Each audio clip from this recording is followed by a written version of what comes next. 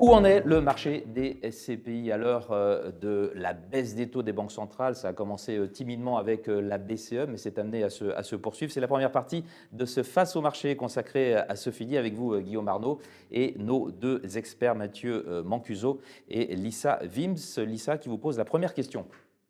Oui, donc première question, étant donné qu'effectivement il y a cette première baisse des taux, comment cette baisse va impacter le marché des SCPI? Bien, je pense qu'elle va l'impacter de manière favorable. Alors, peut-être juste pour revenir sur cette hausse des taux violente qui a été engagée parce qu'il y avait de l'inflation, moi je pense que la très bonne nouvelle, c'est que tout ce qui s'est passé se passe à peu près comme prévu. Il y a eu de l'inflation, ce qui était une bonne nouvelle pour nous parce que les loyers ont plutôt augmenté parce qu'ils étaient indexés à l'inflation.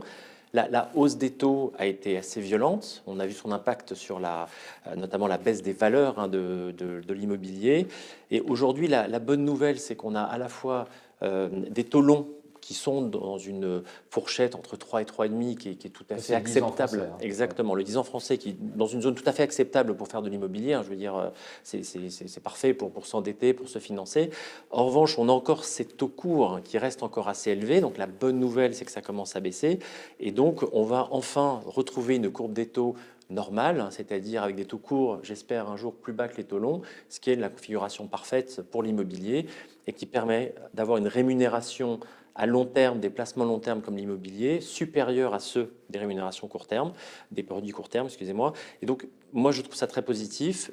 Je ne sais pas si ça va continuer vite ou pas vite, mais en tout cas, sur des produits long terme comme nous, c'est enclenché et donc c'est une bonne nouvelle. Mathieu, votre question. Effectivement, alors toujours sur le sujet de la baisse des taux, on sait que les valorisations des parts de SCPI ont été plutôt mouvementées ces derniers mois. Moi, ce qui m'intéresse, c'est de savoir où on en est aujourd'hui par rapport à la valorisation des parts de SCPI. Et deuxième question en une, qu'en est-il des rendements à attendre de ces parts de SCPI? Alors, commençons par les taux. Alors, beaucoup de gens ont dit, oui, les taux ont monté, donc ça fait baisser les parts de SCPI. Ça, c'est tout à fait vrai, puisque finalement, c'est quoi l'immobilier? C'est une actualisation des cash flows futurs des loyers. Et donc, si vous avez des taux plus élevés, cette actualisation, vous la ramenez à aujourd'hui et elle est plus faible. Donc, il y a eu un impact taux, mais il faut aussi ne pas se voiler la face. Il n'y a pas qu'un impact taux sur la valorisation des SCPI.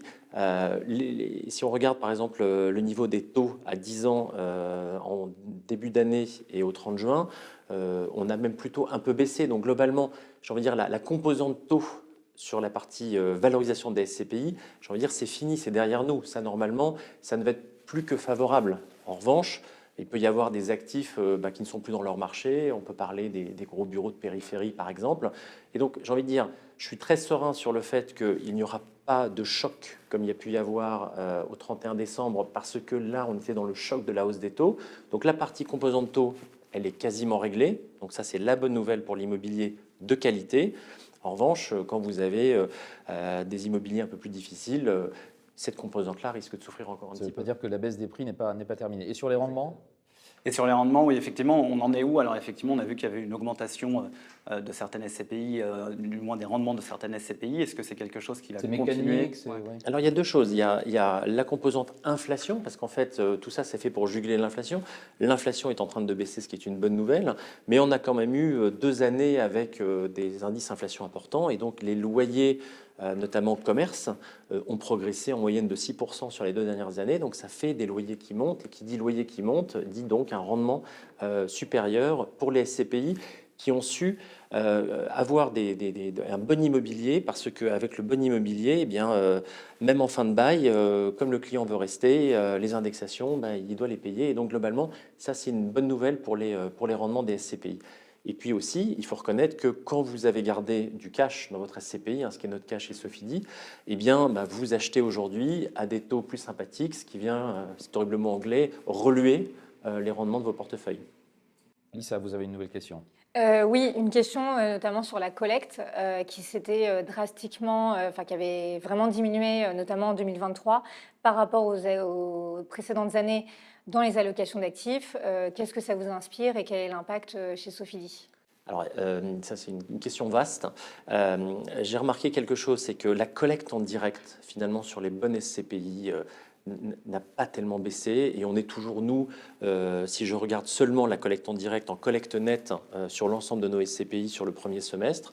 En revanche, on a vu plus de volatilité dans les contrats d'assurance vie. Et on s'aperçoit qu'une clientèle aujourd'hui, via les contrats d'assurance vie, préfère réallouer une partie de son argent au fonds en euros, à d'autres produits. Et donc, on souffre plus encore un peu de décollecte de la part de l'assurance vie, puisque vous avez des produits court terme comme des bonus garantis jusqu'à la fin de l'année, etc., qui existent. Mais quand vous êtes vraiment dans le long terme et que vous êtes là pour le rendement et pour la retraite, ben, les gens restent dans les SCPI. Et ce que je vois globalement sur la collecte, c'est que, j'ai envie de dire, il y a eu un vrai frein sur la décollecte.